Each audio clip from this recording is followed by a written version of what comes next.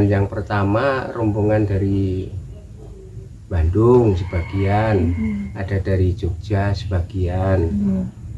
Terus yang pertama itu sekitar bulan 9 kalau nggak salah. Bulan 9 tapi awal. Bulan 9 awal. Bulan 9 awal sekitar tanggal ya di bawah tanggal 10. Terus saya penempatan yang kedua itu sekitar tanggal 29 30 ya kuilah bulannya bulan 9 tahun 90 tahun 90.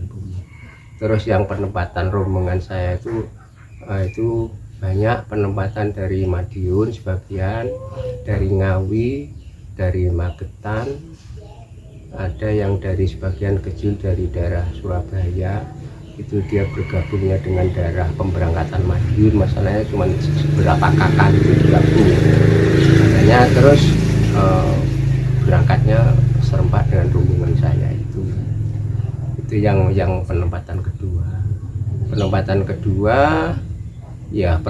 kedua itu ya statusnya itu masih tempatnya pun ya nggak karu-karuan, Pak.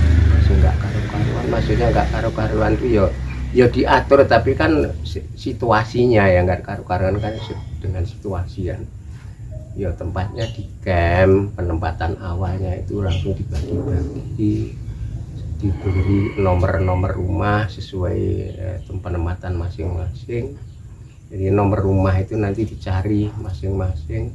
Ya alhamdulillah kalau di sini dulu walaupun masih berantakan itu pengaturan rumahnya tuh posisinya sudah bagus, merata.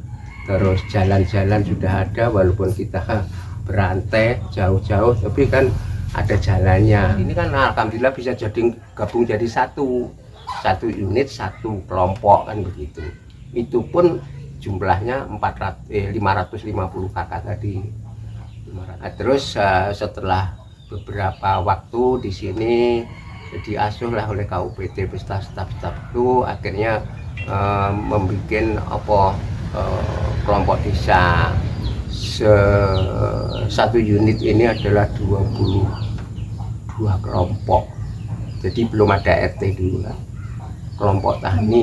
Kelompok tani itu KUPT itu kerjasamanya dengan orang PTP, asisten, ada mandor, itu yang ngurusi masalah perkebunannya. Jadi kaitannya dengan kebun. Masalahnya kan di sini kan petani datang, alhamdulillah kebun itu sudah mulai buah pasir. Jadi sudah bisa dipanen, sebagian kecil belum. Tapi secara keseluruhan sudah bisa dipanen kalau bukit subur ini 7 ini. Terus PTP yang ngatur adalah asisten dengan mandor-mandor yang ada. Terus asisten itulah membentuk kelompok tani.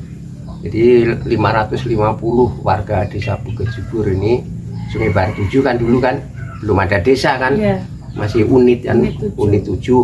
Jadi di unit 7 ini berjumlah 550 kakak itu setelah datang kumpul atau dibentuklah kelompok tani. Nah, jadi 22 kelompok tadi, per kelompoknya itu 25 kakak, jadi hamparannya pun 25 hamparan, satu kelompok, satu posisi kelompok itulah. Itu perhitungannya dimulai dari wilayah utara, kelompok 1, 2, 3 dan seterusnya sampai kelompok 22. Kelompok 22 terakhir itu adalah di wilayah selatan. Iya, pertamanya itu kan mendapat jaminan hidup ya. Setelah datang itu ada rangsum sekitar hanya 1 hari, terus besoknya itu mengambil jatah masing-masing. Jatahnya itu kalau nggak salah beras. Untuk petaninya itu satu kakak itu mendapatkan 2 hektar kebun sawit. 2 hektar kebun sawit yang sudah mulai produksi. Terus ada jatah 1 rumah. Terus ada ini kan ada pekarangannya kan, rumah sudah ada pekarangannya. Pekarangan itu adalah rata-rata ukurannya dibukanya 25 kali 100 meter ke belakang rata-rata ya, tapi ada juga yang kurang dari itu, ada yang kurang dari 1/4 hektar, kan 1/4 hektar ini, jadi 2 hektar kebun, terus 1/4 hektar untuk pekarangan rumah, terus ada lahan usaha, lahan pangan itu 3/4 hektar 0,75. Jadi pilihlah dari satu kelompok itu satu orang ketua kelompok. Nah, ketua kelompok itu nanti akhirnya setelah berjalan beberapa saat, nggak sampai tahunan lah ya, terus dibentuklah pemerintahan desa. Dibentuk pemerintahan desa oleh KUPT, dibina oleh KUPT. Kalau kemasyarakatan kan KUPT ya yang memimpin, tapi kalau yang bagian perkebunannya adalah PTP yang dipimpin oleh asisten tadi. Terus dibentuklah dengan KUPT, kalau nggak salah dulu KUPT bersama 5 orang staf di sini, 5 orang staf. Terus dibentuklah sistem pemerintahan desanya, dipelajari kan pemerintahan desa. Pemerintahan desa yang pertama adalah RT tadi, yang kelompok di bawah. Nah, terus kesepakatannya dari kelompok yang ada itulah itu dibentuknya per kelompok itu juga per RT. Dari RT itu dibentuk lagi RW kan, dibentuk lagi pimpinan di atasnya RW. Dari sekian RT tadi bentuk RW, kalau nggak salah dulu 6 RW di sini nih. Awalnya 6 RW. 6 RW sudah dibentuk RW, akhirnya terus membentuk pimpinan lebih atas lagi, kelompok yang lebih atas lagi adalah bentuk dusun. Dibentuk dusun. Di sini mulai awal memang 3 dusun 1, 2, dan 3. Memilih kepala desa ya sistemnya itu seperti dicalonkan lah, sama-sama dicalonkan. Tapi yang milih dulu kalau nggak salah tuh sistemnya sistem kelompok itu, perwakilan dari RT itu diambil berapa orang gitu kan dulu itu, kalau nggak salah 2 atau 3 orang per RT untuk memilih pemerintahan desa, kepala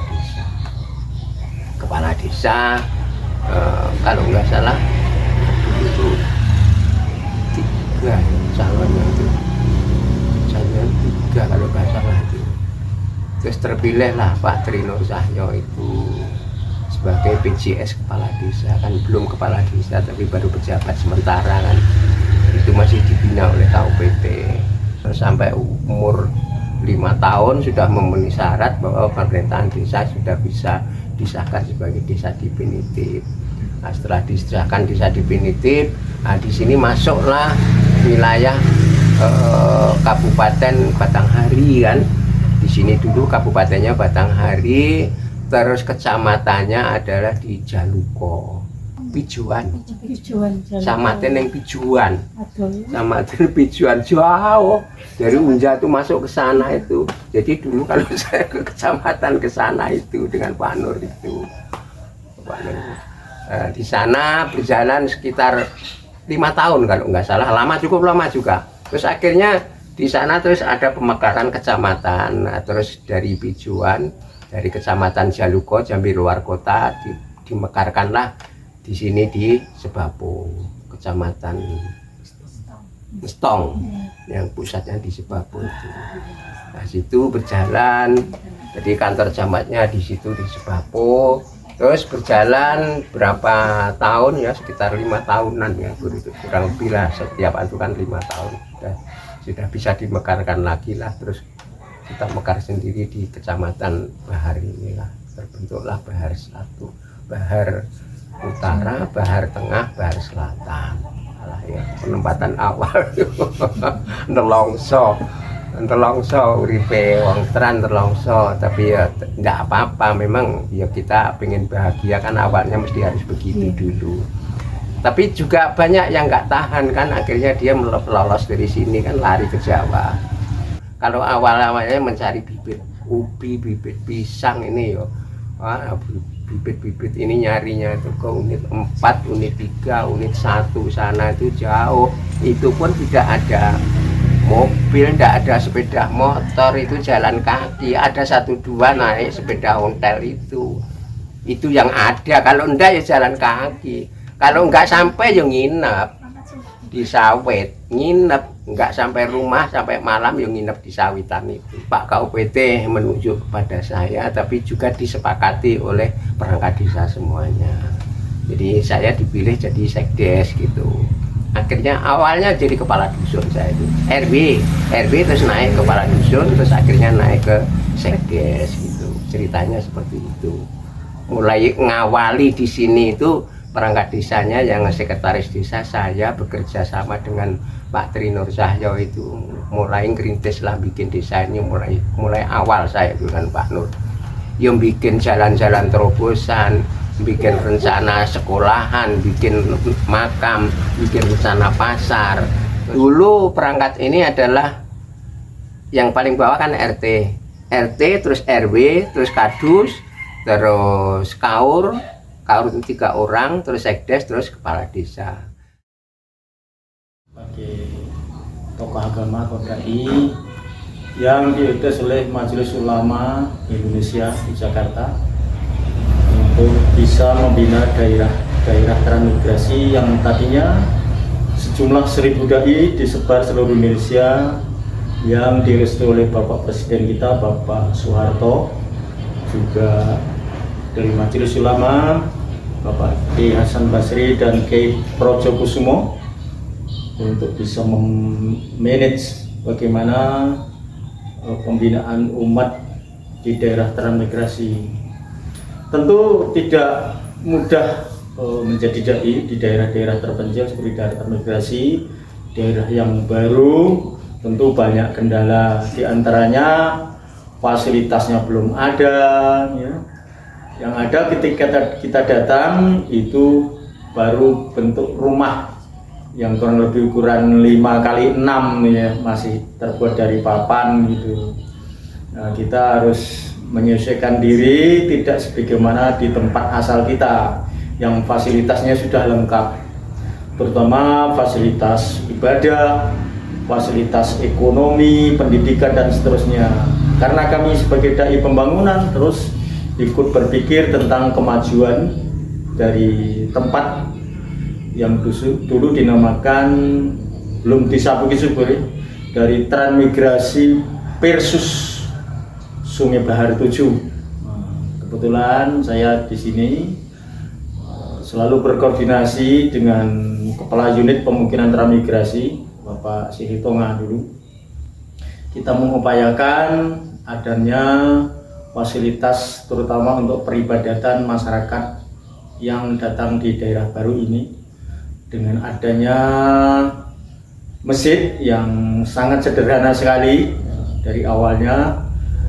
Kemudian kita adakan satu kegiatan dari RT ke RT, perkenalan lingkungan. Dari saya ini membuat RT, dari RT ke RT, dari mulai RT 1, 2, 3 dan seterusnya, sehingga di sana kita akan berbaur dengan masyarakat dari berbagai asal kedatangan, dari Jawa Timur, dari Jawa Tengah, dari Jogja, dari Jawa Barat dan seterusnya. Tentu mempunyai latar belakang masing-masing ya, latar belakang masing-masing. Lah kemudian di sini menyatu bagaimana bisa terjadi satu kerukunan dalam hal bidang agama, peribadatan, juga sosial, ekonomi dan seterusnya.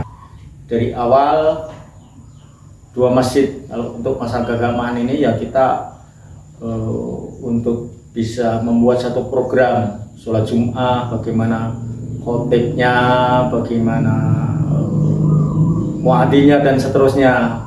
Setelah itu juga ada pembentukan dari RT itu ada musola yang dibuat oleh swadaya masyarakat dengan yang amat sederhana, terbuat dari papan dan atasnya itu pakai atapnya bukan genteng ataupun seng, bahkan hanya dedaunan semacam apa itu ya. Kalau di Jawa sana rapak namanya, kalau di sini daun apa itu namanya? yang dibuat atap itu dulu dari musola-musola. Alhamdulillah ini bisa berkembang dan berkembang. Alhamdulillah untuk ibadah terus bisa kita bina dengan adanya semakin eratnya hubungan kawan-kawan ini antara masyarakat yang dari berbagai daerah, dari lokal juga ada, dari Kerinci, dari Jambi. Kita menyatukan persepsi dalam hal ibadah, kita menjauhkan daripada yang sifatnya yang membuat perpecahan, ada menjauhkan daripada hal-hal yang sifatnya furu'iyah itu cabang, seperti ada yang tahlil, tidak tahlil dan seterusnya. Bagaimana bisa menyatu di masyarakat? Alhamdulillah itu bisa sama-sama saling memahami, dan sampai sekarang kegiatan semakin meningkat.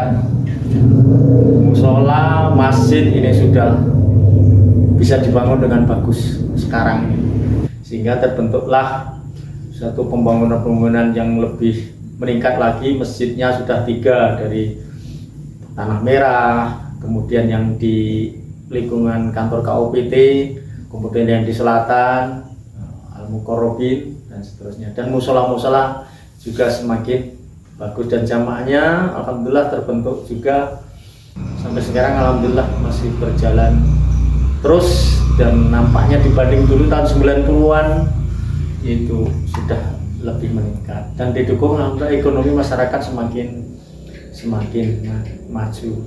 Banyak kawan-kawan dai yang enggak betah di daerah begini karena memang awalnya datang itu hanya rumah tran yang ukuran 5x6 tadi, kemudian belum ada apa-apa, kita harus cari bibit, korit 1 mana saja kan, biar ada tanaman gitu kan.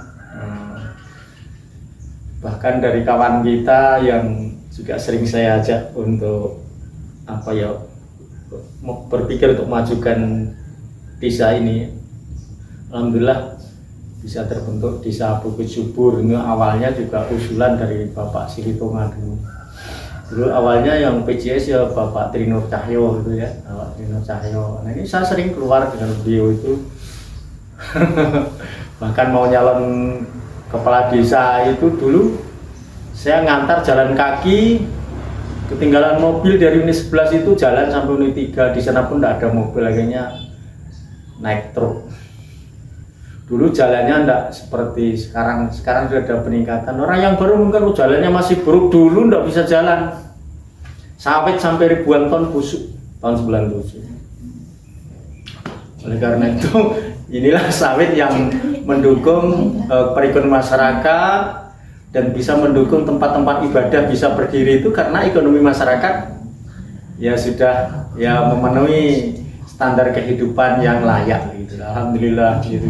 Karena ya sawit itu dulu kan dikredit dari hasil panen itu 30%-nya untuk ngangsur hutangnya itu. Nah dari sanalah setelah lunas dari 30% itu lunas diberikan sertifikat, akhirnya pendapatannya semakin enak. Hanya yang paling sayang masalah harga sawit ini yang fluktuatif ya, artinya naik turunnya gratis, tidak berharga, seakan-akan gimana ya, mau ya tak beli segitu, tidak mau ya busuk. Nah akhirnya ya petani ya piro-piro kono lah, sing penting entuk duit.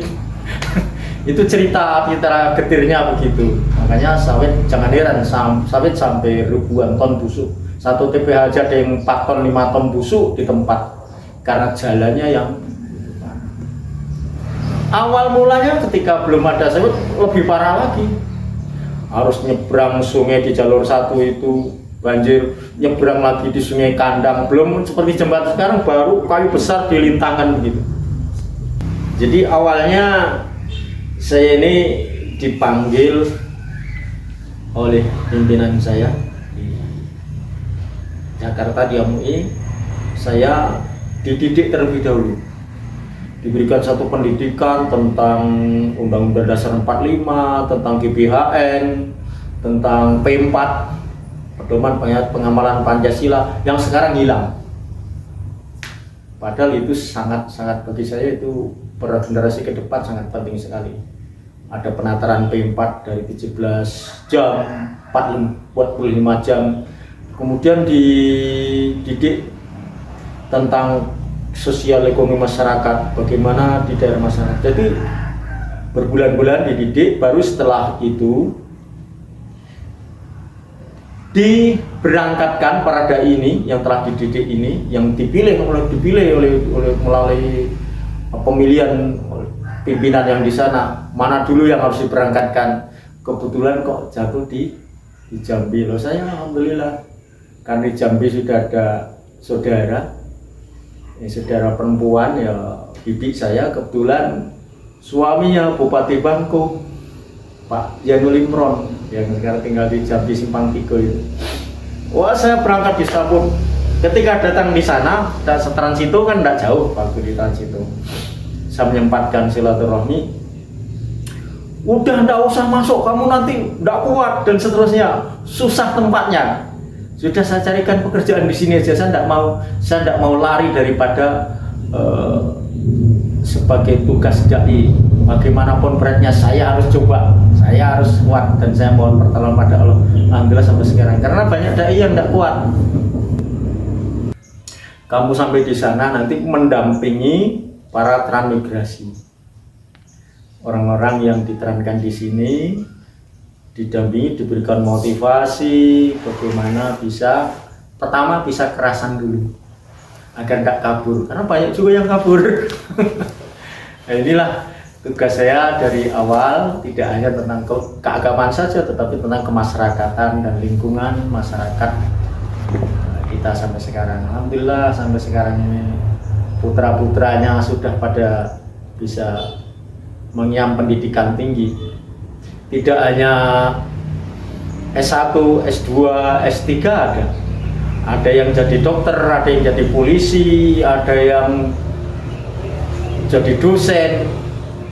Nah, setelah mulai 94, 95 itu saya tambah diniyah, ngaji diniyah di semacam TPA di masjid, juga di rumah ini saya adakan semacam kelanjutan daripada pasca pendidikan TPA. Nah, sehingga anak-anak yang sudah SMP ini ngaji di rumah, tambah di samping di sekolah. Waktu itu yang magang masih saya, kemudian tambah di rumah. Alhamdulillah yang tekun sampai sekarang ada yang jadi staf dosen di Bengkulu, ada yang di Jakarta dan seterusnya. Nah, ini ada yang di Kalimantan, ya berkat apa ya dari perjuangan beliau Bapak Presiden kita Bapak Soeharto itu membuat satu program transmigrasi PIR gitu. Jadi masyarakat harus, ya tentu orang itu ada baiknya juga, ada buruknya itu pasti, tapi jangan diingat buruknya, bagusnya. Ini perjuangan pendahulunya seperti Pak Harto, Pak Kiai Projokusumo, Pak Kiai Hasan Basri, yang beliau di Jakarta memikirkan daerah trans.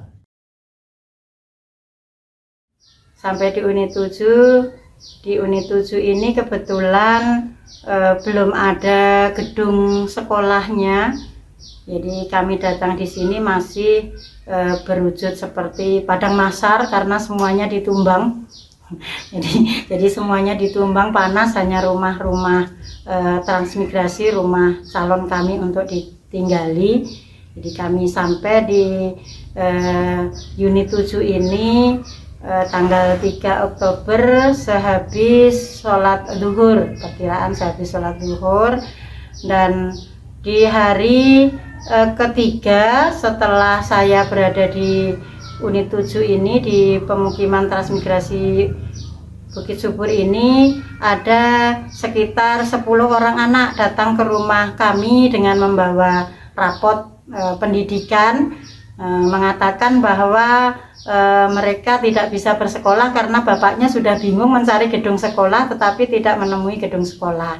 Jadi di Sungai Bahar 7 ini pada waktu kami datang di tanggal 3 Oktober 1990 belum ada gedung sekolah. Jadi diantaranya yang datang itu adalah putra Bapak Nur Salim atas nama Ananda Umi, Ananda Ikhwan, kemudian Ananda Bogis, Ari Bugiawan dan banyak lagi. Jadi datang ke sini mengatakan bahwasanya saya disuruh bapak sama ibu, Bu Sri kan sama Pak Noto katanya lulusan SPG gitu. Jadi kami mau sekolah gitu. Jadi kami sendiri bingung. Nah, kayak mana mau menjawabnya? Untuk itu kami jawablah, ya enggak apa-apalah. Pulang dulu ya, ibu siapkan tempatnya dulu, rumah ibu nanti besok sekolah, ajak kawan-kawannya untuk sekolah di rumah ibu, di rumah nomor 219.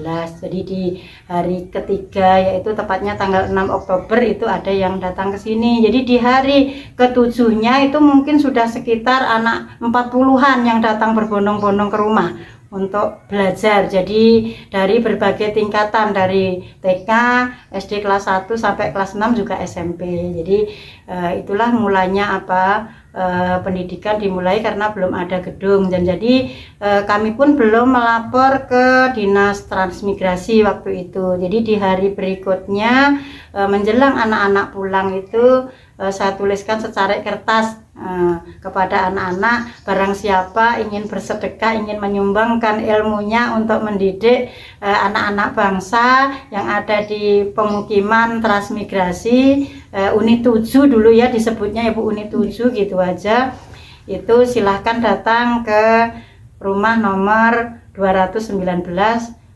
Tidak ada persyaratan ijazahnya apa, yang penting sukarela tidak dibayar. Jadi berdatanganlah Bapak Ibu dengan berbagai latar belakang pendidikan, ada yang dari SMP, ada yang dari SPG tidak lulus, ada yang dari SMA.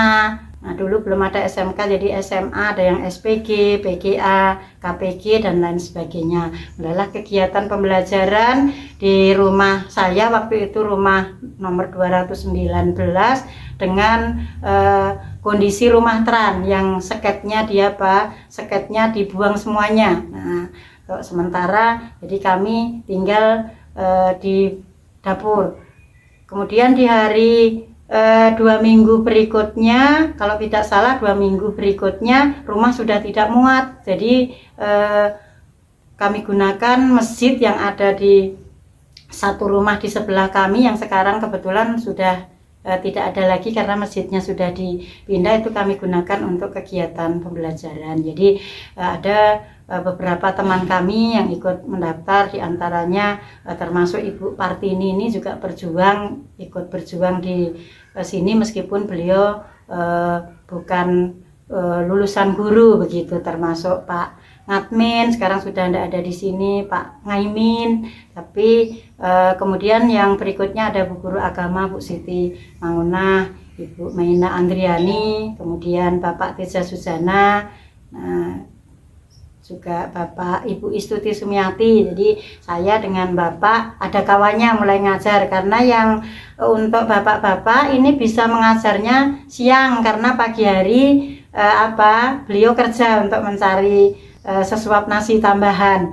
Jadi shift pagi itu ibu-ibu, shift siang itu bapak-bapak untuk melaksanakan mengajar.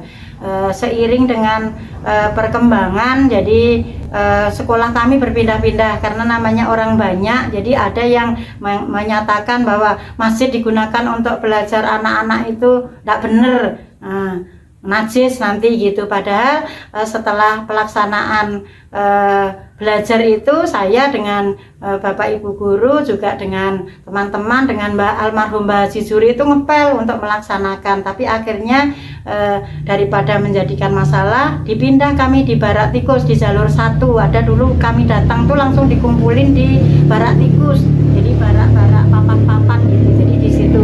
Tapi pelaksanaannya kurang maksimal sehingga anak-anak karena untuk duduk anak itu nggak bisa duduk dengan baik, tempatnya juga nggak layak, banyak dulu itu banyak untuk nongkrong ayam hutan istilahnya kan, ayam-ayam hutan yang mungkin nggak punya tempat kan. Jadi di situ kemudian karena dari transmigrasi mengetahui keberadaan kami, jadi kami dipindahkan di kantor unit pemukiman transmigrasi. Jadi di situ kami dilaksanakan juga dengan di masjid. Waktu itu di sana juga ada masjidnya. Jadi kami dengan teman-teman dipindah, anak-anak yang sekian banyaknya tadi, sudah ratusan ya, lebih dari 100 anak murid kita, karena memang belum ada gedung sama sekali, baik itu gedung SD apalagi TK SMP belum ada. Jadi kami di sana melaksanakan kegiatan pembelajaran dengan teman-teman, dengan kondisi saya, suami saya, dan beberapa guru yang dari arah sini harus nyebrang dulu di jalur 5 itu. Jadi harus nyebrang di jalur 5 itu yang sekian dalamnya. Waktu itu belum dilakukan pengerukan ya, atau pembuatan parit. Jadi kami nyebrang di situ juga dengan anak-anak di sini untuk melaksanakan kegiatan pembelajaran.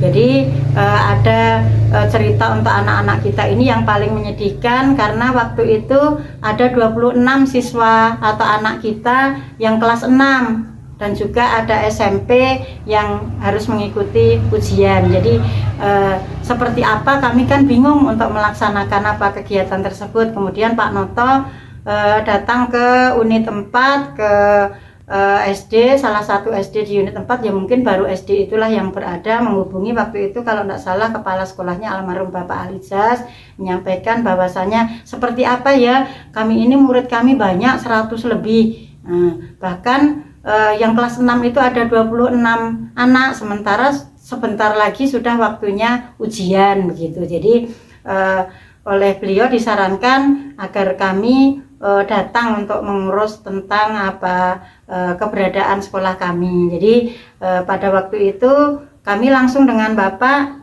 waktu itu kan kita masuk ke Batanghari, jadi masuk ke Kabupaten Batanghari, jadi ibu kotanya di Muara Bulian. Jadi kami berangkat dengan Bapak di Muara Bulian dengan perjalanan yang luar biasa, dari Bahar 7 sampai dengan Penerokan aja sudah luar biasa. Perjalanannya harus tarik-tarik motor. Jadi di Dinas Pendidikan didata jumlah murid kami, murid SD, usia SD, usia TK, usia SMP yang ada di Sungai Bahar 7. Kemudian kami diberi pengarahan dan lain sebagainya untuk kegiatan pembelajarannya. Kemudian kami pulang, dan mulai saat itu mulailah diadakan pembangunan gedung untuk sekolah dasar di unit 7 ini atau di pemukiman transmigrasi ini. Jadi pada waktu itu tahun 1992 kalau tidak salah, masih itu gedung sudah berdiri di unit 7 ini. Gedung berdiri tahun 1992, dan jadi perlu kami sampaikan juga pada waktu kami mengajar di masa transmigrasi itu ada gaji sedikit yang namanya dari transmigrasi, gaji lintas sektoral, hanya saja dari 13 kalau tidak salah teman-teman mengajar itu hanya 6 diberikan untuk gajinya yang tidak seberapa, jadi itu kami bagi bersama-sama. Nah, jadi selepas kami dari dinas disampaikan bahwasanya akan diadakan pengangkatan pegawai negeri. Jadi mohon kepada semua teman-teman angkatan transmigrasi yang ada di unit 7, entah itu sudah merintis atau enggak merintis, tanyakan ke KUPT siapa-siapa dari teman-teman yang mempunyai ijazah untuk lulusan keguruan, baik itu SPG, SGO, PGA, atau yang hanya kursus, karena kursus waktu itu hanya 3 bulan, tetapi mereka sama ya Bu ya, sama haknya dengan yang guru. Jadi pada waktu itu kami sempat bingung karena yang bisa diangkat kan yang lulusan guru, sementara teman-teman kami yang berjuang sama-sama dari susahnya, dari nyebrang banjir, cari ke tempat yang kurang bagus dan lain sebagainya, justru teman-teman yang ijazahnya ndak ijazah dari keguruan. Jadi oleh sebab itu dengan kelemah lembutan, dengan kerendah hatian, karena pada waktu itu bukan bapak yang dijadikan kepala sekolah. Kebetulan saya yang dipercaya jadi kepala sekolah. Kami datangi satu persatu teman-teman yang tidak mempunyai ijazah guru untuk mohon dengan sangat apabila nanti ada pengangkatan pegawai negeri tidak bisa mengikuti karena ijazahnya belum ada. Jadi kemudian yang berikutnya tibalah saatnya Bapak Ibu guru yang perintisan ini dibawa ke Jambi, ada mengurus surat-surat seperti pemberkasan lah, kalau sekarang ya pemberkasan untuk pegawai negeri. Jadi sementara anak kami tinggalkan, tetapi pada waktu itu di sini ada yang sekarang komite, dulu namanya BP3. Jadi dari BP3 itulah kami titipkan anak-anak tetapi tidak masuk sekolah. Jadi anak-anak tidak sekolah tetapi libur karena Bapak Ibu gurunya yang tidak lulusan keguruan sudah kami mohon untuk berhenti, sedang kami yang mempunyai ijazah keguruan baik yang merintis maupun yang tidak merintis mengikuti pemberkasan, mengurus surat-surat. Nah, jadi pada waktu itu tapi gedung sudah ada gedungnya, hanya saja belum ada nomornya, belum ada nomor sekolahnya. Jadi ada gedung baru. Jadi pada waktu itu dari transmigrasi ini menyampaikan dikira gedung yang ada di 8A itu unit 8A itu unit 7, padahal di unit 7 belum ada. Nah, jadi pada waktu kami mengikuti tes atau mengikuti kegiatan calon pegawai, itu sekolah kita sudah ditetapkan sebagai sekolah negeri. Pada waktu itu SD 336 ya Mas ya, SD negeri nomor 336. Jadi pada waktu itu, jadi setelah kami mengikuti kegiatan selama kurang lebih 3 bulan, keluarlah SK untuk kami semuanya. Lagi untuk TK dan untuk SMP. Jadi untuk TK dan SMP itu kan belum ada ya Bu ya. Jadi mulailah saya juga merintis dengan waktu itu dengan namanya Ibu Kamiran di TK itu, dengan perjuangan beliau. Juga ada Ibu Soimah yang sekarang bertugas di MTS Uni 2, itu sekarang sudah menjadi TK Negeri 6. Dulu juga berpindah-pindah dari satu tempat ke tempat lain, dari posyandu ke posyandu lain, akhirnya mendapat tempat di TK Negeri 6 tersebut. Begitu juga untuk PAUD Permata Bunda ya, yang sekarang berada itu dulu juga di rumah dilaksanakan dari tahun 2007 sampai 2012 itu dilaksanakan di sore hari karena tugas saya pada waktu itu pagi. Jadi pada waktu itu untuk PAUD bisa dilaksanakan di sore hari. Jadi karena di tahun 2012 itu sudah disampaikan tidak boleh ada penyelenggaraan pendidikan di sore hari, harus dilaksanakan di pagi hari.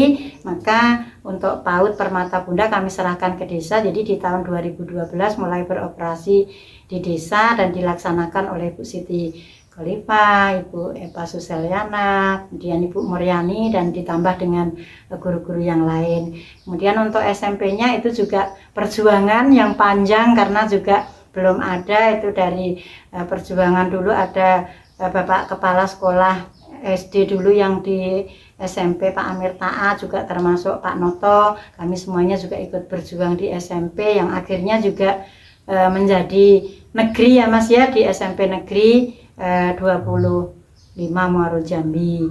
Nah, kemudian seiring dengan perkembangan zaman juga anak-anak tidak bisa melanjutkan sekolah. Dulu tidak bisa melanjutkan sekolah SMP-nya, kita bisa merintis SMP, sibuk lagi tidak bisa sekolah, putus sekolah SMP. Jadi berusaha kita untuk merintis SMA. Jadi SMA dilaksanakan di SMP 25 Muaro Jambi di sore hari. Jadi kalau dulu SMP-nya melaksanakan kegiatan pembelajarannya di SD 336, kemudian disediakan di bain tanah, kemudian dibangun gedung bisa berdiri sendiri. Begitu juga untuk SMA 9 dilaksanakan kegiatan di SMP 25, kemudian sempat pula pindah ke SD 176, sudah menjadi SD 176, baru dibangunkan gedungnya menjadi SMA Negeri 9. Nah, itu termasuk saya sendiri, kemudian Bapak, ada juga Pak Atmun, ikut merintis lah perjuangan dari Pak Ketut ya, itu untuk pejuang-pejuang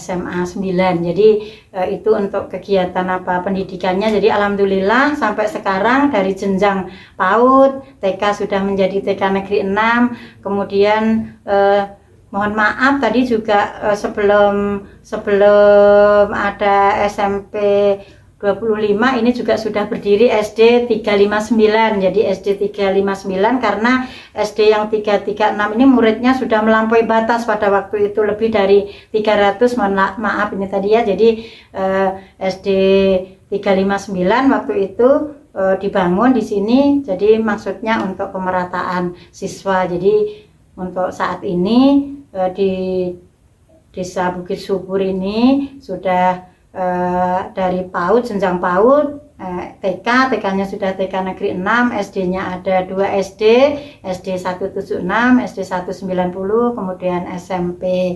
25 Muaro Jambi, kemudian SMA 9 Muaro Jambi. Begitu juga untuk pendidikan MI-nya yang dulu luar biasa, Pak Haji Misbah, kebetulan juga saya juga ngikut dulu perjuangan untuk Pak MI di depan rumah Pak Haji Misbah, Ibu Sofa, termasuk Pak Multazam ya Bu ya, perintisan dulu perjuangan juga itu pendidikan di luar pendidikan yang umum, pendidikan agama juga Pak Haji Didik Santosa, itu pendidikan TPA-nya, MI-nya Pak Hadi Nur Salim di Masjid Muhajirin ya. Kemudian di sana juga ada MI juga di bawah bimbingan Pak Muhajir ya, Pak Haji Muhajir. Pendidikan agamanya juga di sini luar biasa, dan alhamdulillah untuk pendidikan yang khusus di Tanah Merah ini yang dulu di depan rumah MI-nya sudah mempunyai gedung sendiri, sudah punya pondok pesantren sendiri dengan nama Pondok Pesantren Istihad. Sekarang Bu Ani, Al-Istihad sekarang dipegang oleh Bu Ani. Jadi tidak hanya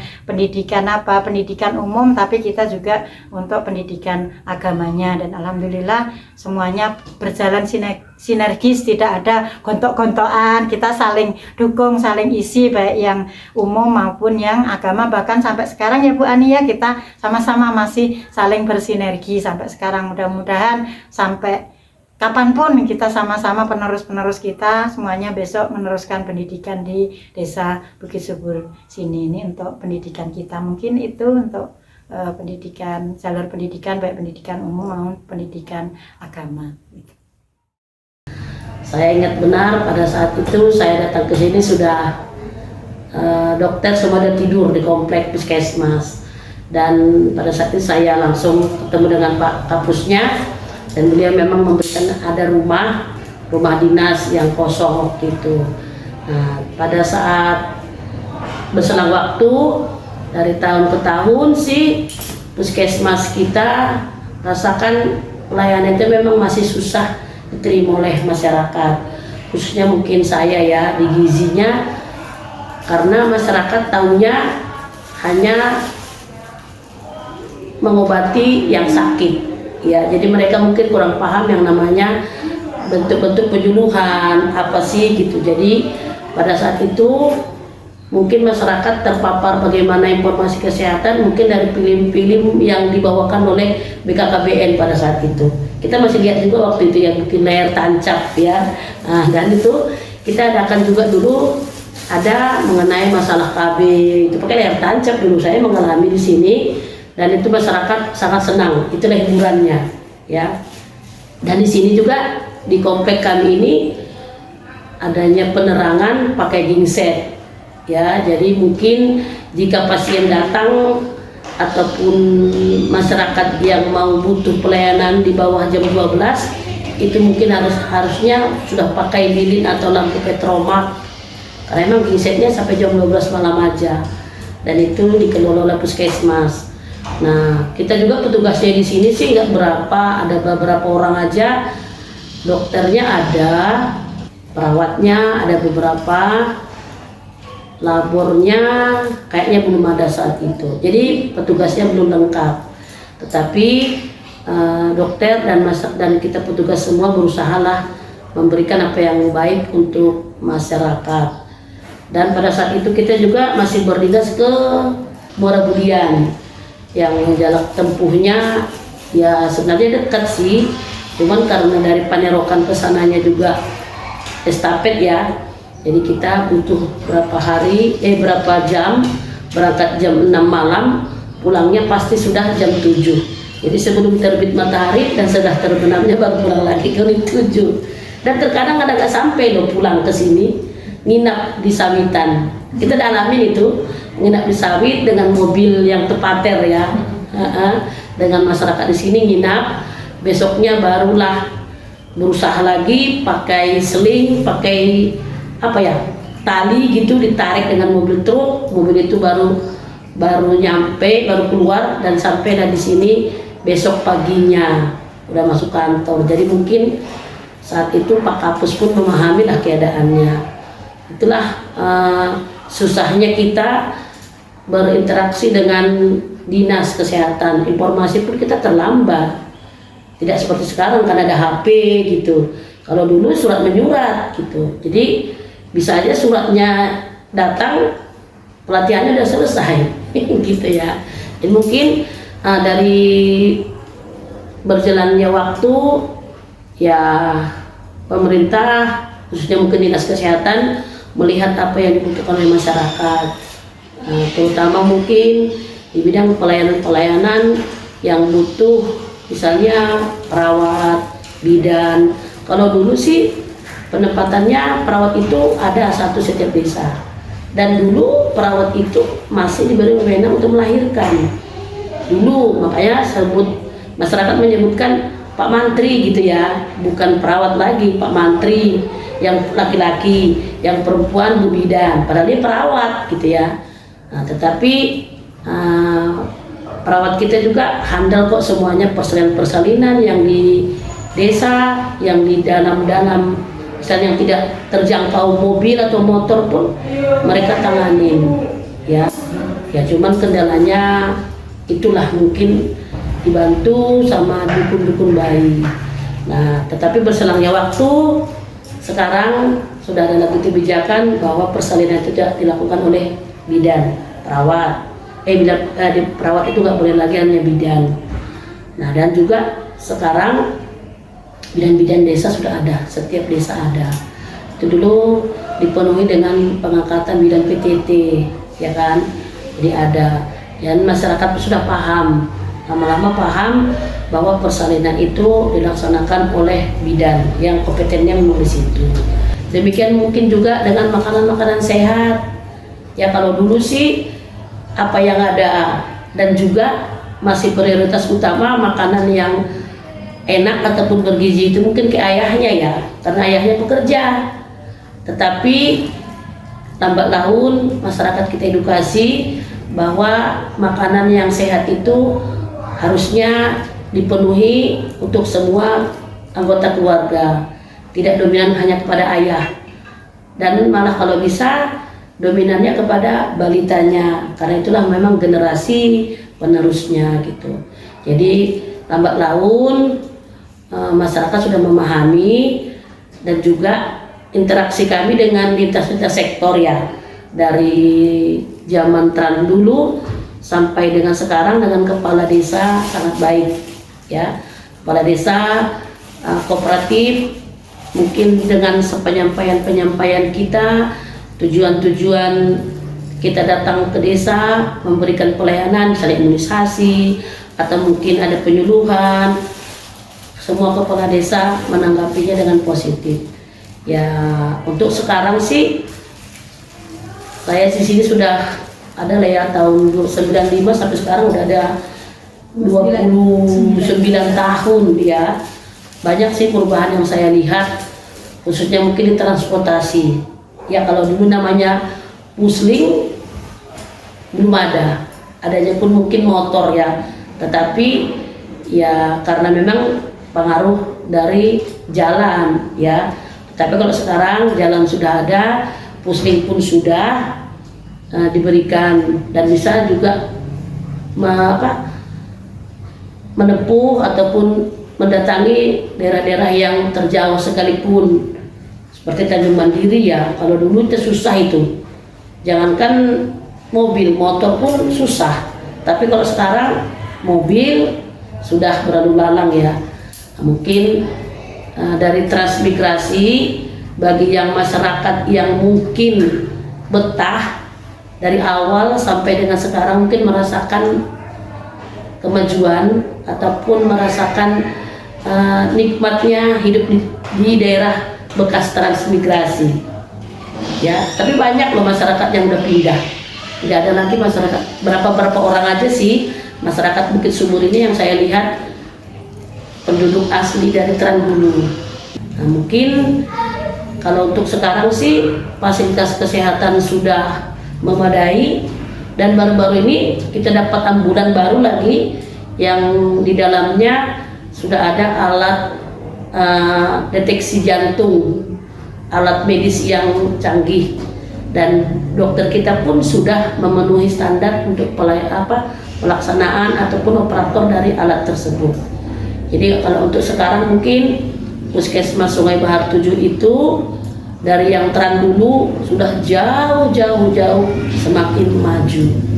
Demikian juga mungkin masyarakatnya, dan transportasi jalan yang ke desa sejauh sekalipun, mungkin yang terjauh yang kita tahu sekarang itu Desa Tanjung Lebar, tetapi RT 12 itu Sungai Renja, kami juga udah turun ke sana.